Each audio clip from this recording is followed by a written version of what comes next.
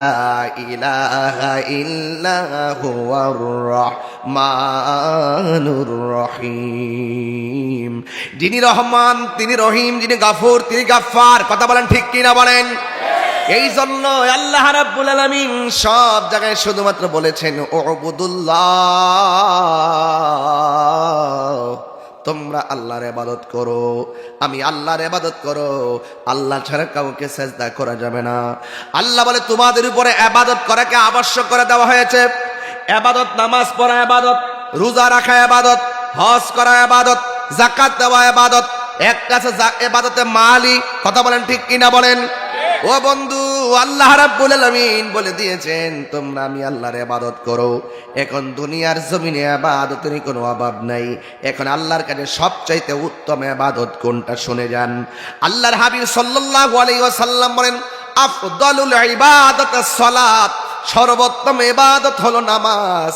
এই জন্য নামাজের কথা কোরআনে ৮২ জায়গায় বলা হয়েছে। নামাজ কায়েমের কথা বলা হয়েছে। অনেকে তো নামাজ কায়েম কি বুঝেন না। শুধুমাত্র নিজে নামাজ পড়লে চলবে না, পরিবারকেও নামাজের কথা বলতে হবে।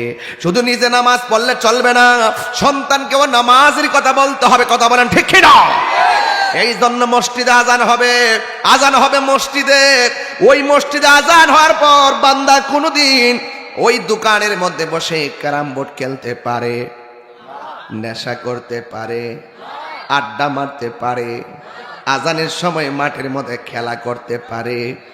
এবার আওয়াজ করে বলেন সেজদা পাওয়ার মালিক কে? সেজদা পাওয়ার মালিক হলো আমার আল্লাহ। এই জন্য আল্লাহ বলছেন ওয়াকাদা রাব্বুকা আল্লা তা'বুদু, আমি আল্লাহর ইবাদত করা তোমাদের উপর আবশ্যক করা হয়েছে। ইল্লা ইয়া, আমি আল্লাহ ছাড়া কারো ইবাদত করা যাবে? আরো বড় করে যাবে? এই জন্য যুবক সেজদা করি একজনকে, তিনি কে? রুকু দেওয়ার সময় পড়ি সুবহানা রাব্বিয়াল আযীম, আর সেজদা দেওয়ার পরে পড়ি সুবহানা রাব্বিয়াল আলা। যখন আমি আল্লাহর বরত্বের ঘোষণা দেই, যখন আমি আল্লাহর শ্রেষ্ঠত্বের ঘোষণা দেই গো, আমার আল্লাহ রাব্বুল আলামিন বান্দারে, বান্দার প্রতি এত খুশি হয়ে যায়। আমার নবী, আপনার নবী বলেন যারা ফরজ নামাজের পাশাপাশি যারা বেশি বেশি নফল ইবাদত করে, আল্লাহ রাব্বুল আলামিন তারে শুধু বান্দা রাখে না, আমার আল্লাহ রাব্বুল আলামিন তারে বান্দা থেকে নফল ইবাদতের কারণে বন্ধু বানায় নেয়। এই বন্ধু শুধুমাত্র ইবাদত দ্বারাই শুধু হয় তাই না, ইতিহাস প্রমাণ করে গো, মায়ের দুয়ার মাধ্যমেও সন্তান ওলি হয়ে যায়। কথা বলেন ঠিক কিনা বলেন? একটা জবানও বন্ধ রাখবেন না, মহব্বতে বলেন হায়াতের মালিক কে? পৃথিবীর মানুষ, ওই আবু হুরায়রার কথা মনে আসেনিও? আবু হুরায়রা নবীর কাছে আয়েশা চোখের পানি ফেলে ফেলে কান্না করেন। আমার নবী ডাক দিয়ে বলে আবু হুরায়রা কেন চোখের পানি ফেলে কান্না করো? আবু হুরায়রা ডাক দিয়া কয় নবী গো, নবী গো, ও মায়ার নবী, আমার মা আমার মারছে, এই জন্য আমি কান্না করি। আমার নবী ডাক দিয়ে ও আবু হুরায়রা গো, তুমি কি তোমার মার বিরুদ্ধে বিচার দেওয়ার জন্য আমার দরবারে আসছো নাকি? আবু হুরায়রা বলে না গো না, আমি মায়ের ব্যাপারে বিচার দিতে আসি নাই। আমার নবী বলে ও আবু হুরায়রা, তোমার মা তোমাকে আঘাত করেছে, আমি বিচার করতে পারবো না। তোমার মা তোমাকে মেরেছে, আমার কিছু করার নাই, তুমি তোমার মার কাছে চলে যাও। এবার আবু হুরায়রা রাদিয়াল্লাহু তাআলা আনহু চোখের পানি মোবারক সাইরা সাইরা ডাক দিয়া কয় নবী গো, নবী গো, হ মায়ার নবী, আমি বিচার দিতে আসি নাই, আমি শুধুমাত্র আপনার কাছে একটা ফরিয়াদ করি। ইয়া রাসূলুল্লাহ, যার আঙ্গুলের ইশারায় আকাশের চাঁদ দুই ভাগ হয়ে যায়, যারে আকাশের মেঘমালা ছায়া দেয় গো, যার কদম মুবারকের নিচে পাথর পড়লে তুলার মতো নরম হয়ে যায়, ইয়া রাসূলুল্লাহ মেহেরবানি করে আমার কিছু করা লাগবে না, শুধুমাত্র আমার মায়ের জন্য একটু দোয়া করবেন।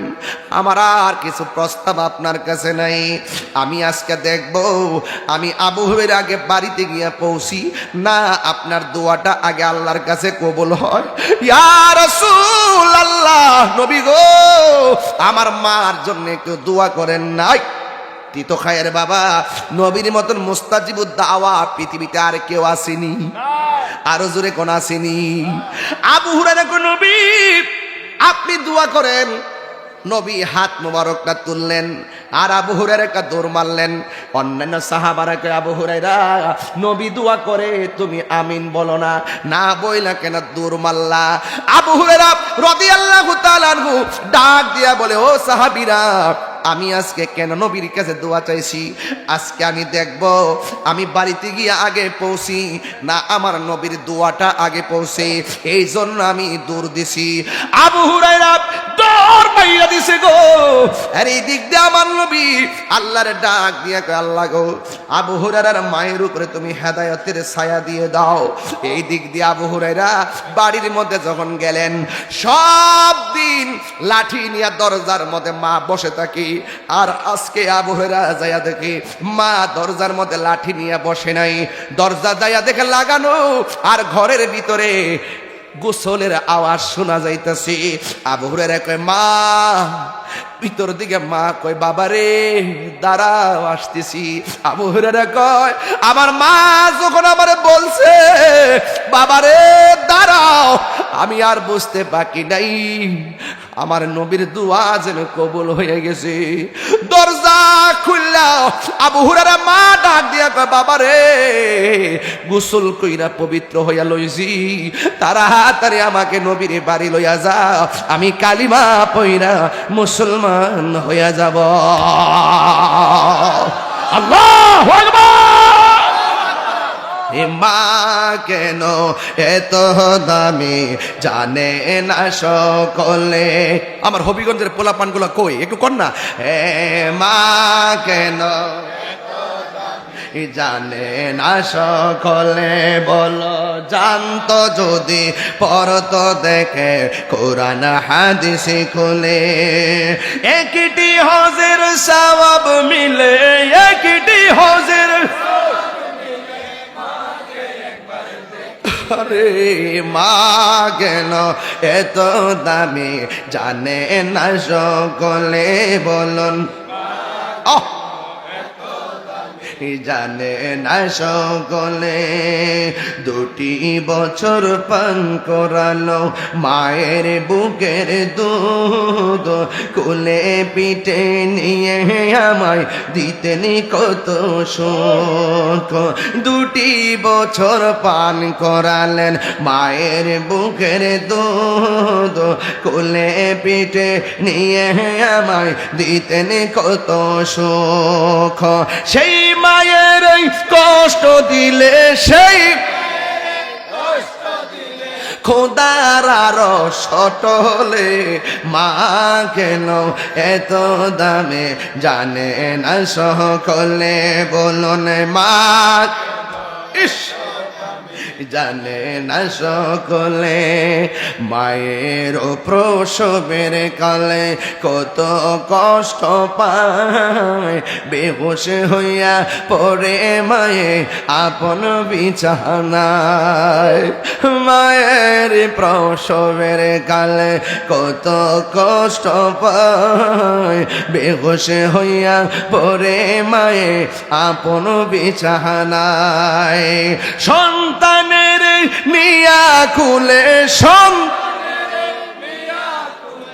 প্রসব ব্যথা ভুলে ভুলে, মা গেল এত দামি জানে না সকলে, বলুন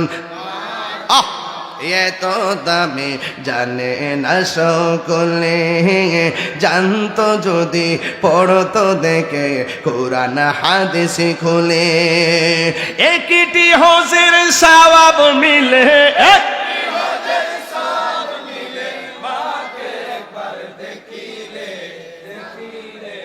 মা কেন এত দামি জানে না সকলে বলো, মা কেন এত দামি জানে না সকলে, জুরি জুরি কি সুবহানাল্লাহ বলা যাবে না?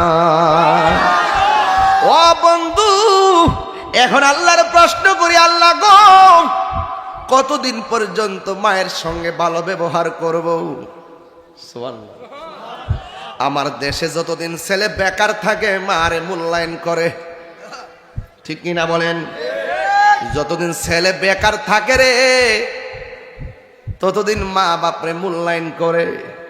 যখন মা বাপের মাথার ঘাম পায়ে ফালাইয়া সন্তানটারে প্রতিষ্ঠিত করে, সন্তান বুড়া বয়সে মারে লাথি মারে, এমন সন্তান সমাজে আছে না নাই? বাপটা সারা জীবন ফুট ফুট কইরা জীবনটারে পানি কইরা ফালাইছে, কোমরে ব্যথা হইয়া গেছে, পিঠে ব্যথা হইয়া গেছে, 10 টাকা ব্যালেন্স করে নাই। মার জিনিসগুলো বুড়া বয়সে দেখবেন কোনো মার জিনিস থাকে না ঘরে, কোনো রকম ভাবে ছোট ছোট কয়েকটা জিনিস কানে লাগায়। ইতিহাস প্রমাণ করে সন্তানের সুখের জন্য মা টাকা পয়সা সব দিয়া ফেলাইছে, স্বর্ণ গয়না সব বিক্রি করে ফেলাইছে। ও তিতখায়ের বন্ধুরি, ওই মা বাপ কেমন জিনিস আমি গুনাহগারে কি বলবো? আমার নবী বলেন, দলিল রিদার রাব্বি ফি রিদাল ওয়ালিদাইন ওয়া সাখাতুর রাব্বি ফি সাখাতিল ওয়ালিদাইন। পিতামাতার সন্তুষ্টিতেই আল্লাহর সন্তুষ্টি, পিতামাতারও সন্তুষ্টিতেই আল্লাহরও সন্তুষ্টি।